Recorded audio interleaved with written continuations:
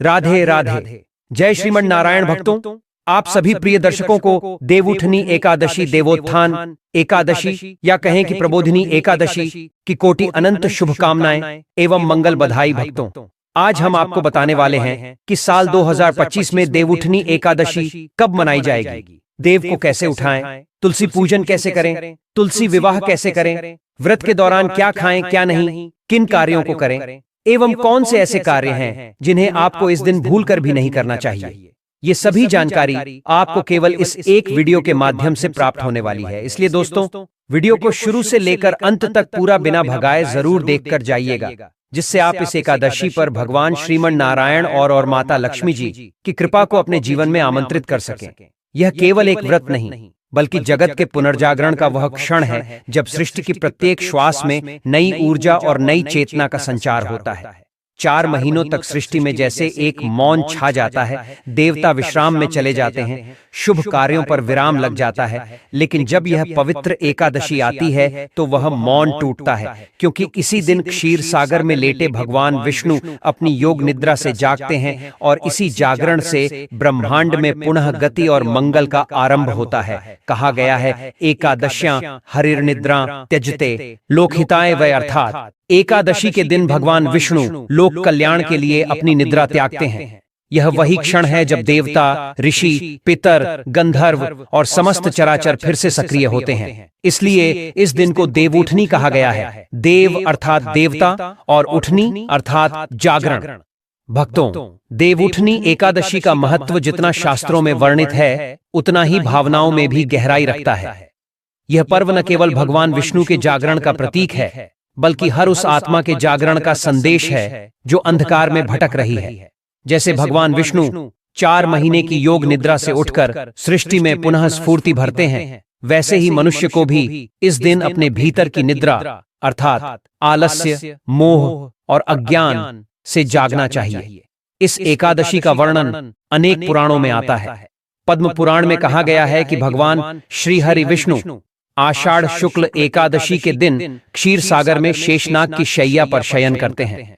इसी के साथ आरंभ होता है चातुर्मास, 4 महीने का वह काल जिसमें पृथ्वी, जल, वायु, अग्नि, आकाश, पंचतत्व शांत हो जाते हैं और सृष्टि अपने भीतर विश्राम लेती है। इस अवधि में विवाह, यज्ञ, संस्कार, गृह प्रवेश जैसे कार्य नहीं किए जाते, क्योंकि स्वयं देवता विश्राम में रहते हैं। इसीलिए इस काल को तपस्या, भक्ति और आत्म संयम का समय माना गया है। अब सोचिए भक्तों, 4 महीने तक जब भगवान स्वयं योग निद्रा में रहे हों, तब जब वे जागेंगे तो वह क्षण कितना दिव्य होगा। उस क्षण में संपूर्ण आकाश गूंज उठता है, नदियां कल कल करती हैं, वायु सुगंधित हो उठती है और देवलोक से लेकर पृथ्वीलोक तक हर जीव उस जागरण के कंपन को अनुभव करता है। यही कारण है कि देवउठनी एकादशी को केवल एक व्रत नहीं, बल्कि एक उत्सव कहा गया है। वह उत्सव जब भगवान श्री हरि विष्णु स्वयं भक्तों के बीच उपस्थित होते हैं। कहा गया है कि जो व्यक्ति इस दिन श्रद्धा और विश्वास के साथ व्रत रखता है, वह असंख्य जन्मों के पापों से मुक्त होकर मोक्ष प्राप्त करता है। विष्णु धर्मोत्तर पुराण में लिखा है, देवोत्थाने विशेषेण विष्णु प्रीतिः प्रजायते, अर्थात देवउठनी के दिन भगवान विष्णु की पूजा करने से जो पुण्य प्राप्त होता है, वह अनंत यज्ञ करने से भी अधिक होता है। भक्तों, इस एकादशी का एक और विशेष पहलू है। एकादशी के अगले दिन तुलसी विवाह किया जाता है, जिसमें भगवान श्री हरि विष्णु और माता लक्ष्मी का विवाह भी होता है। दरअसल तुलसी माता भगवान विष्णु की प्रियतम है। पुराणों के अनुसार तुलसी, जो पहले वृंदा के नाम से जानी जाती थीं, भगवान विष्णु की तपस्या में लीन एक महान पतिव्रता स्त्री थीं। जब भगवान विष्णु ने उनके पतिव्रत धर्म की परीक्षा ली, तब वृंदा ने अपना शरीर त्याग दिया और तुलसी के रूप में परिवर्तित हो गईं। भगवान ने उन्हें वरदान दिया कि वे सदा मेरी प्रिय रहेंगी और मेरे बिना कोई पूजा पूर्ण नहीं होगी। यही कारण है कि किसी भी विष्णु पूजन में तुलसी पत्र का विशेष महत्व होता है और इसीलिए देवउठनी एकादशी के अगले दिन तुलसी विवाह भी संपन्न होता है। यह विवाह केवल प्रतीकात्मक नहीं, बल्कि वह दिव्य मिलन है जो जगत में प्रेम, शुद्धता और सात्विकता का प्रतीक बनता है। इस दिन तुलसी माता को दुल्हन की तरह सजाया जाता है और भगवान शालिग्राम जी जो स्वयं विष्णु का स्वरूप हैं, उन्हें वर के रूप में पूजा जाता है। घरों में गीत, भजन और मंगल ध्वनियां गूंजती हैं और वातावरण में भक्ति का सुगंधित कंपन फैल जाता है। कहते हैं इस दिन व्रत करने से व्यक्ति के समस्त पाप नष्ट हो जाते हैं। माता लक्ष्मी की कृपा उस घर पर सदा बनी रहती है जहां देवउठनी के दिन तुलसी माता और भगवान विष्णु का पूजन किया जाता है। घर में सुख, शांति, संतान सुख और धन की वृद्धि होती है। चलिए भक्तों, अब हम जानते हैं एकादशी के पूजा विधि के बारे में, साथ ही सही तिथि की भी बात करने वाले हैं। तो भक्तजन इस दिन प्रातः काल स्नान कर स्वच्छ वस्त्र धारण करते हैं। घरों में तुलसी चौरे को सजाया जाता है, रंगोली बनाई जाती है, दीपों की पंक्तियां सजी होती हैं, हवा में गंगा जल और हवन की पवित्र सुगंध फैल जाती है। यह सब केवल सजावट नहीं, बल्कि उस जागरण की तैयारी होती है। जैसे माता अपने पुत्र के जागरण के लिए दीप प्रज्वलित करती है, वैसे ही हम सब प्रभु के जागरण के लिए दीप जलाते हैं। अब भक्तों, इस वर्ष 2025 में देवउठनी एकादशी का यह शुभ पर्व एक अद्भुत योग में पड़ रहा है। हिंदू पंचांग के अनुसार कार्तिक मास के शुक्ल पक्ष की एकादशी तिथि 1 नवंबर 2025 को प्रातः 9:11 से आरंभ होकर अगले दिन 2 नवंबर की सुबह 7:31 तक रहेगी। पंचांग के अनुसार व्रत और पूजा का पालन 1 नवंबर को ही किया जाएगा। यही वह दिन है जब भगवान विष्णु क्षीर सागर से जागृत होकर भक्तों के जीवन में पुनः शुभता का संचार करेंगे। इसी के साथ चातुर्मास का समापन होगा और सभी शुभ कार्यों की पुनः शुरुआत होगी। भक्तजन इस दिन उठो देव देवा का गान करते हैं। कई स्थानों पर तुलसी विवाह की तैयारियां भी इसी दिन से शुरू हो जाती है, क्योंकि जब भगवान जागते हैं तो तुलसी जी के साथ उनका विवाह कर उन्हें पुनः गृहस्थ जीवन में प्रवेश दिलाया जाता है। यह विवाह केवल एक अनुष्ठान नहीं, बल्कि यह संदेश देता है कि जब परमात्मा और भक्ति एक होते हैं तभी जीवन में पूर्णता आती है। भक्तों, इस एकादशी को प्रबोधिनी एकादशी भी कहा जाता है, अर्थात वह एकादशी जो चेतना का द्वार खोलती है। यह दिन केवल देवताओं का जागरण नहीं, हमारे भीतर सोई हुई आत्मा का भी जागरण है। कहा जाता है कि जो मनुष्य इस दिन विष्णु भगवान का स्मरण करता है, उसका मन अज्ञान से मुक्त होकर ज्ञान की दिशा में अग्रसर होता है। इस दिन की पूजा विधि भी अत्यंत विशेष मानी जाती है। प्रातःकाल स्नान के बाद तुलसी चौरे की सफाई कर उस पर नई मिट्टी लगाई जाती है और एक सुंदर मंडप बनाया जाता है। चौरे पर शुद्ध घी का दीप जलाया जाता है और भगवान विष्णु का पंचामृत से अभिषेक किया जाता है। फिर तुलसी के पौधे के समक्ष एयूएम नमो भगवते वासुदेवाय का जप किया जाता है। कई स्थानों पर तुलसी और शालिग्राम का विवाह इसी दिन किया जाता है, जो अगले दिन यानी द्वादशी तक चलता है। कहते हैं कि इस विवाह में शामिल होने वाला हर भक्त अगले जन्मों तक विष्णु लोक की प्राप्ति करता है। इस दिन का व्रत भी अत्यंत फलदायक बताया गया है। जो व्यक्ति सच्चे मन से एकादशी व्रत का पालन करता है, उसे समस्त पापों से मुक्ति मिलती है। उसके घर में सुख, समृद्धि, शांति और स्वास्थ्य का वास होता है। अब भक्तों, इस दिन किए जाने वाले नियम भी अत्यंत महत्वपूर्ण हैं। एकादशी के दिन प्रातः स्नान के बाद संकल्प लिया जाता है, आज मैं भगवान विष्णु की कृपा प्राप्ति के लिए उपवास करूंगा। इस दिन अन्न का सेवन वर्जित होता है, केवल फलाहार, दूध या जल का सेवन करना चाहिए। भोजन में तामसिक वस्तुएं जैसे लहसुन, प्याज, मांस या शराब आदि का प्रयोग पूर्णतः वर्जित है। ऐसा करने से व्रत का पुण्य नष्ट हो जाता है। एकादशी की रात भगवान विष्णु के नाम का स्मरण करते हुए जागरण करना चाहिए। यह जागरण केवल रात भर जागने का नाम नहीं, बल्कि अपने भीतर सोए हुए चेतन भाव को जगाने का अवसर है। भक्ति की ज्योति जितनी देर जलती रहे, उतना ही हृदय निर्मल होता जाता है। भक्तजन तुलसी के पौधे के चारों ओर परिक्रमा करते हैं, कर्पूर आरती करते हैं और दीपदान करते हैं। कहा जाता है कि जो व्यक्ति इस रात तुलसी के चौरे पर दीप जलाता है, उसके जीवन में कभी अंधकार नहीं रहता। एक कथा के अनुसार जब भगवान विष्णु ने इस दिन योग निद्रा से नेत्र खोले तो लक्ष्मी जी ने उनके चरणों में बैठकर कहा, प्रभु, 4 महीने तक जब आप विश्राम में थे, तब धरती पर अधर्म बढ़ गया, पापों का भार बढ़ने लगा। अब आप जाग गए हैं, कृपया फिर से धर्म की स्थापना करें। भगवान मुस्कुराए और बोले, देवी, जब तक मेरे भक्त जागते रहेंगे तब तक धर्म कभी नहीं सोएगा। यही कारण है कि इस एकादशी को देवउठनी कहा गया है, क्योंकि यह केवल देवताओं का नहीं, धर्म का भी जागरण है।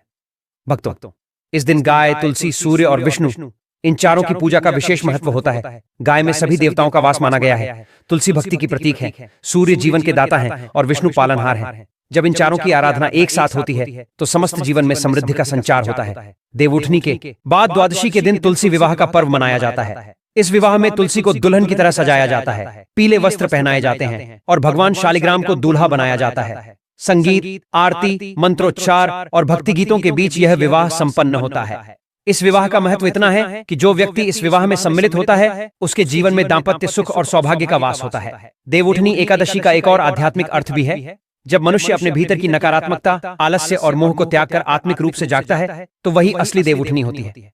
जब हम अपने जीवन में भलाई, सेवा और भक्ति का मार्ग अपनाते हैं तो वही देवउठनी का सच्चा पालन है। इस दिन दान का भी विशेष महत्व बताया गया है। शास्त्रों में कहा गया है कि जो व्यक्ति देवउठनी एकादशी पर दीपदान करता है वह अनंत जन्मों तक दिव्य लोकों में स्थान प्राप्त करता है। अन्नदान, वस्त्रदान और गौदान इस दिन किए जाने वाले सर्वोत्तम कार्य माने गए हैं। भक्तजन ध्यान रखें, इस दिन गुस्सा, झूठ, चुगली और दूसरों की निंदा से बचना चाहिए। मन में शांति और करुणा रखनी चाहिए। यही सच्चा व्रत है, यही सच्ची भक्ति है। अब जरा विचार कीजिए, जब भगवान विष्णु जागते हैं तो केवल देवता नहीं बल्कि संपूर्ण सृष्टि उनके साथ गति प्राप्त करती है। इसलिए यह दिन हमें यह सिखाता है कि जब भी जीवन में ठहराव आए, निराशा आए, तो हमें भी अपने भीतर की भक्ति को जगाना चाहिए, क्योंकि जब हम अपने हरि को जगाते हैं तो हमारा भाग्य भी जाग उठता है। इस एकादशी का पाठ केवल भगवान के प्रति नहीं बल्कि स्वयं के प्रति भी होता है कि जीवन में हर बार जब अंधकार आए तब अपने भीतर का दीप जलाना न भूलें। भक्तों, देवउठनी एकादशी के अगले ही दिन द्वादशी तिथि को तुलसी विवाह का आयोजन किया जाता है। यह केवल एक पारंपरिक अनुष्ठान नहीं बल्कि यह ब्रह्मांड के संतुलन की पुनर्स्थापना का प्रतीक है। जब भगवान विष्णु क्षीर सागर से जागृत होते हैं तो वे पुनः संसार के सभी शुभ कार्यों को गति प्रदान करते हैं। इसी के साथ तुलसी माता, जो भक्ति का साकार रूप है, उनके साथ विवाह करती है। यह विवाह दर्शाता है कि जब भक्ति और भगवान का मिलन होता है तभी सृष्टि पूर्ण रूप से प्रफुल्लित होती है। तुलसी विवाह के समय घरों में हर्षोल्लास का वातावरण होता है। महिलाएं 16 श्रृंगार करके तुलसी चौरे के पास आती हैं, मंगल गीत गाती हैं और भगवान शालिग्राम की मूर्ति को तुलसी के पास रखकर उनके विवाह का विधिवत आयोजन करती हैं। तुलसी के पौधे को लाल या पीले वस्त्रों से सजाया जाता है। उसकी शाखाओं पर चुनरी, कंगन, कुमकुम और फूलों की माला चढ़ाई जाती है। यह सब श्रद्धा का प्रतीक है, क्योंकि माना जाता है कि तुलसी माता स्वयं लक्ष्मी का ही रूप है, जो भक्ति स्वरूप पृथ्वी पर अवतरित हुई। इस दिन जब तुलसी और शालिग्राम का विवाह संपन्न होता है तो वातावरण में एक अद्भुत ऊर्जा फैल जाती है। हवा में मंत्रों की गूंज, शंख ध्वनि और दीपों की रोशनी मिलकर ऐसा वातावरण बनाती है जैसे स्वयं विष्णु लक्ष्मी का आशीर्वाद धरती पर उतर आया हो। इस विवाह के बाद ही वैवाहिक कार्यों की शुरुआत होती है, क्योंकि भगवान स्वयं अब जाग चुके हैं और आशीर्वाद देने के लिए तत्पर हैं। एकादशी की रात भगवान विष्णु के नाम का स्मरण करते हुए जागरण करना चाहिए। यह जागरण केवल रात भर जागने का नाम नहीं बल्कि अपने भीतर सोए हुए चेतन भाव को जगाने का अवसर है। भक्ति की ज्योति जितनी देर जलती रहे उतना ही हृदय निर्मल होता जाता है। भक्तजन तुलसी के पौधे के चारों ओर परिक्रमा करते हैं, कर्पूर आरती करते हैं और दीपदान करते हैं। कहा जाता है कि जो व्यक्ति इस रात तुलसी के चौरे पर दीप जलाता है उसके जीवन में कभी अंधकार नहीं रहता। एक कथा के अनुसार जब भगवान विष्णु ने इस दिन योग निद्रा से नेत्र खोले तो लक्ष्मी जी ने उनके चरणों में बैठकर कहा, प्रभु, 4 महीने तक जब आप विश्राम में थे तब धरती पर अधर्म बढ़ गया, पापों का भार बढ़ने लगा। अब आप जाग गए हैं, कृपया फिर से धर्म की स्थापना करें। भगवान मुस्कुराए और बोले, देवी, जब तक मेरे भक्त जागते रहेंगे तब तक धर्म कभी नहीं सोएगा। यही कारण है कि इस एकादशी को देवउठनी कहा गया है, क्योंकि यह केवल देवताओं का नहीं, धर्म का भी जागरण है।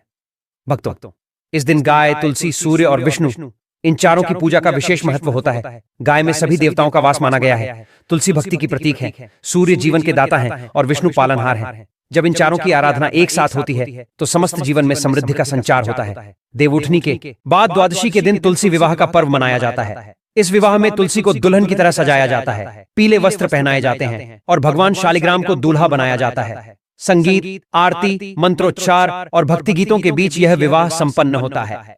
इस विवाह का महत्व इतना है कि जो व्यक्ति इस विवाह में सम्मिलित होता है उसके जीवन में दाम्पत्य सुख और सौभाग्य का वास होता है। देवउठनी एकादशी का एक और आध्यात्मिक अर्थ भी है। जब मनुष्य अपने भीतर की नकारात्मकता, आलस्य और मोह को त्याग कर आत्मिक रूप से जागता है तो वही असली देवउठनी होती है। जब हम अपने जीवन में भलाई, सेवा और भक्ति का मार्ग अपनाते हैं तो वही देवउठनी का सच्चा पालन है। इस दिन दान का भी विशेष महत्व बताया गया है, शास्त्रों में कहा गया है कि जो व्यक्ति देवउठनी एकादशी पर दीपदान करता है वह अनंत जन्मों तक दिव्य लोकों में स्थान प्राप्त करता है। अन्नदान, वस्त्रदान और गौदान इस दिन किए जाने वाले सर्वोत्तम कार्य माने गए हैं। भक्तजन ध्यान रखें, इस दिन गुस्सा, झूठ, चुगली और दूसरों की निंदा से बचना चाहिए। मन में शांति और करुणा रखनी चाहिए। यही सच्चा व्रत है, यही सच्ची भक्ति है। अब जरा विचार कीजिए, जब भगवान विष्णु जागते हैं तो केवल देवता नहीं बल्कि संपूर्ण सृष्टि उनके साथ गति प्राप्त करती है। इसलिए यह दिन हमें यह सिखाता है कि जब भी जीवन में ठहराव आए, निराशा आए, तो हमें भी अपने भीतर की भक्ति को जगाना चाहिए, क्योंकि जब हम अपने हरि को जगाते हैं तो हमारा भाग्य भी जाग उठता है। इस एकादशी का पाठ केवल भगवान के प्रति नहीं बल्कि स्वयं के प्रति भी होता है कि जीवन में हर बार जब अंधकार आए तब अपने भीतर का दीप जलाना न भूलें। भक्तों, देवउठनी एकादशी के अगले ही दिन द्वादशी तिथि को तुलसी विवाह का आयोजन किया जाता है। यह केवल एक पारंपरिक अनुष्ठान नहीं बल्कि यह ब्रह्मांड के संतुलन की पुनर्स्थापना का प्रतीक है। जब भगवान विष्णु क्षीर सागर से जागृत होते हैं तो वे पुनः संसार के सभी शुभ कार्यों को गति प्रदान करते हैं। इसी के साथ तुलसी माता, जो भक्ति का साकार रूप है, उनके साथ विवाह करती है। यह विवाह दर्शाता है कि जब भक्ति और भगवान का मिलन होता है तभी सृष्टि पूर्ण रूप से प्रफुल्लित होती है। तुलसी विवाह के समय घरों में हर्षोल्लास का वातावरण होता है। महिलाएं 16 श्रृंगार करके तुलसी चौरे के पास आती हैं, मंगल गीत गाती हैं और भगवान शालिग्राम की मूर्ति को तुलसी के पास रखकर उनके विवाह का विधिवत आयोजन करती है। तुलसी के पौधे को लाल या पीले वस्त्रों से सजाया जाता है। उसकी शाखाओं पर चुनरी, कंगन, कुमकुम और फूलों की माला चढ़ाई जाती है। यह सब श्रद्धा का प्रतीक है, क्योंकि माना जाता है कि तुलसी माता स्वयं लक्ष्मी का ही रूप है, जो भक्ति स्वरूप पृथ्वी पर अवतरित हुई। इस दिन जब तुलसी और शालिग्राम का विवाह संपन्न होता है तो वातावरण में एक अद्भुत ऊर्जा फैल जाती है। हवा में मंत्रों की गूंज, शंख ध्वनि और दीपों की रोशनी मिलकर ऐसा वातावरण बनाती है जैसे स्वयं विष्णु लक्ष्मी का आशीर्वाद धरती पर उतर आया हो। इस विवाह के बाद ही वैवाहिक कार्यों की शुरुआत होती है, क्योंकि भगवान स्वयं अब जाग चुके हैं और आशीर्वाद देने के लिए तत्पर हैं। भक्तजन, तुलसी विवाह का एक आध्यात्मिक अर्थ भी है। यह हमें यह सिखाता है कि जब हमारी भक्ति निष्कपट होती है तो भगवान स्वयं हमारे जीवन में प्रवेश करते हैं। तुलसी का पौधा धरती की पवित्रता का प्रतीक है। उसकी पत्तियां, उसकी सुगंध और उसका नाम सब कुछ ईश्वर के प्रेम की याद दिलाता है। तुलसी को केवल पौधा नहीं बल्कि जीवित देवी के रूप में पूजा जाता है और देवउठनी के समय उनकी पूजा करना ऐसा माना जाता है जैसे स्वयं भक्ति को प्रणाम करना। ज्योतिष शास्त्र के अनुसार देवउठनी एकादशी के समय जब भगवान विष्णु जागते हैं तब गुरु, सूर्य और चंद्रमा की स्थिति अत्यंत महत्वपूर्ण होती है। यदि इस समय गुरु ग्रह शुभ भाव में स्थित हो तो समाज में धर्म, दान और सदाचार की वृद्धि होती है। सूर्य की स्थिति दर्शाती है कि देवों की चेतना पुनः प्रकट हो रही है और चंद्रमा का प्रभाव इस बात का प्रतीक होता है कि मनुष्य के भावनात्मक स्तर पर भक्ति का ज्वार उठ रहा है। यह भी कहा जाता है कि इस दिन किए गए संकल्प कई जन्मों तक फल देते हैं। यदि कोई भक्त इस दिन भगवान विष्णु से सच्चे मन से कोई मनोकामना करता है तो वह अवश्य पूर्ण होती है, क्योंकि जब भगवान विष्णु स्वयं जागृत होते हैं तब उनके आशीर्वाद का प्रभाव भी तीव्र होता है। इसीलिए भक्तों से कहा गया है कि इस दिन केवल पूजा ही नहीं बल्कि सच्चे मन से प्रार्थना करनी चाहिए। हे प्रभु, हमारे जीवन में भी वह उजाला लाओ जो आपके जागरण से संसार में फैलता है। भक्तों, अब हम एक पौराणिक प्रसंग की ओर चलते हैं जो इस दिन से जुड़ा है। कहा जाता है कि एक बार देवर्षि नारद ने भगवान विष्णु से प्रश्न किया, प्रभु, जब आप योग निद्रा में जाते हैं तब संसार में क्या होता है? भगवान मुस्कुराए और बोले, नारद, जब मैं सोता हूं तो मनुष्य के मन में भक्ति सुप्त हो जाती है। वह कर्म करता है परंतु प्रेम और श्रद्धा के बिना। पर जब मैं जागता हूं तो वह भक्ति पुनः प्रकट होती है और तभी मनुष्य का कर्म पूर्ण होता है। नारद बोले, तो क्या देवउठनी एकादशी केवल आपका जागरण है?